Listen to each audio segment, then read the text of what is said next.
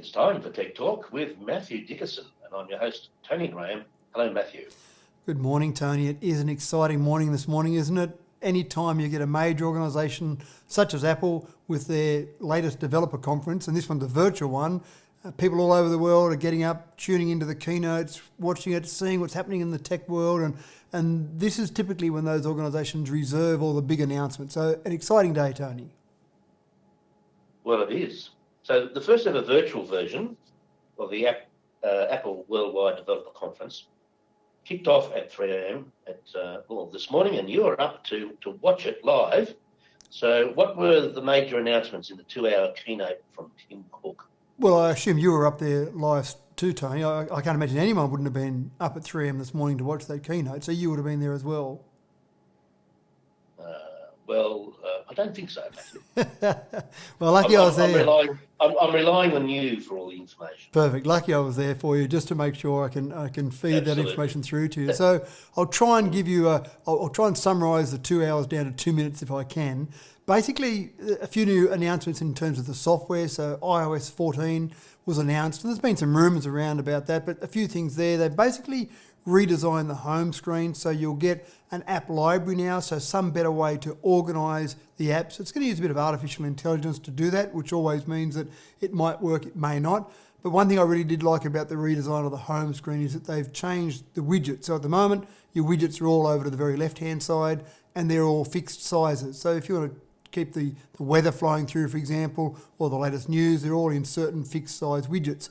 The widgets now, you can resize them, so you can have different size widgets, but more importantly, you can place those on the home screen. So you can always see, for example, what the weather forecast might be on the home screen, or if you follow the stock market, you can see the latest share prices or whatever it might be on there. So I thought that was quite good.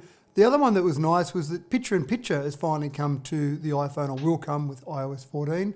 So you can be watching a video, maybe watching something on YouTube, and then you need to just look up something or respond to a message that you might have received. You can actually just leave that picture-in-picture sitting, hovering on the screen, and move it around to a different part of the screen while you're going to access different parts of it. So I thought that was quite a good use of the power of a modern smartphone as well. A new Translate app to translate between different countries or languages there. There are individual apps to do that, but this is a native app that's basically built into the iOS.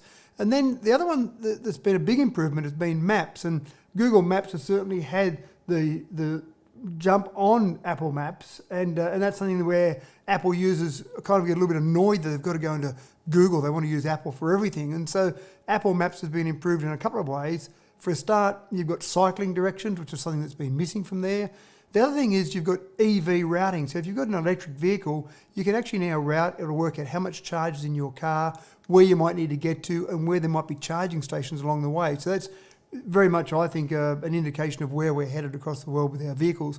And the last one with vehicles is you've also got the latest OS will support a digital version of car keys. Now, not every manufacturer will support this immediately, but it's something that will go forward with different car manufacturers.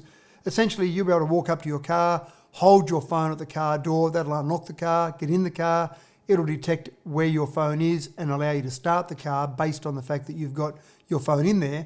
But the thing I really liked about that, Tony, is the ability to share your car keys. You don't have to give your son or your daughter the car keys anymore. You can just send them a message and that will give them access to that car for a certain amount of time, and if you'd really like to, you can restrict what they can do in that car, where they can go and how fast they can go via the digital car key app. So that's quite a nice little change as well. So a few changes happening in there, a few other ones there, again, lots of changes, but they're sort of the main things that I took out of that particular component of the keynote this morning.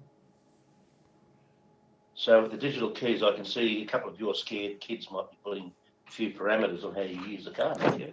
Well, the interesting part is my car does that already. The Tesla actually has the ability to allow someone to open a car with a smartphone and also to restrict what they do on there. So they've got that because Tesla's got that built in, but this particular digital key component of the new iOS will be designed to work with a range of manufacturers, not with a specific app for that manufacturer. So, and I quite like the feature. You can give the car to someone and track where they are and check what speed they're going. Well, Matthew, smartwatch shipments are up 12% in January, March, and Apple leads the way with 5 million units sold.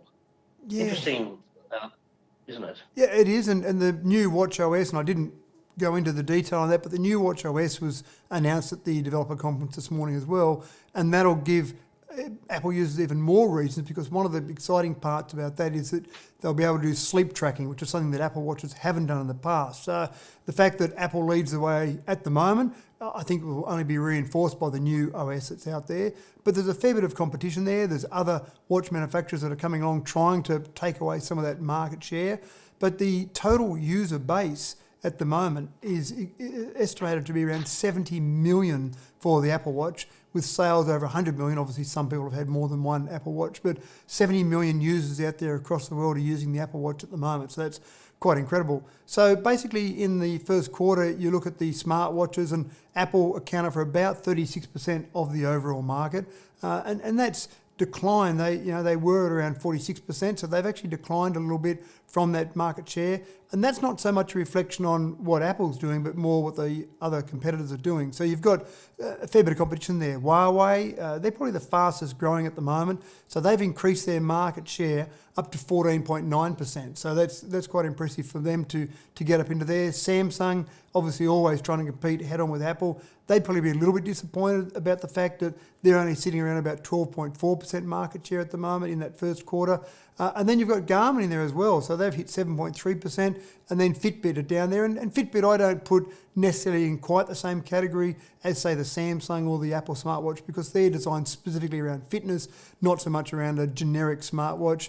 But they've dropped back a little bit. They're back to about 6.2%. But I think we'll still see a fair bit of competition in this space, Tony, and I think we'll still see more innovation, more developments, and which is exciting for you and I as consumers. Absolutely is. Australia is under attack with the cyber, or in the cybersphere.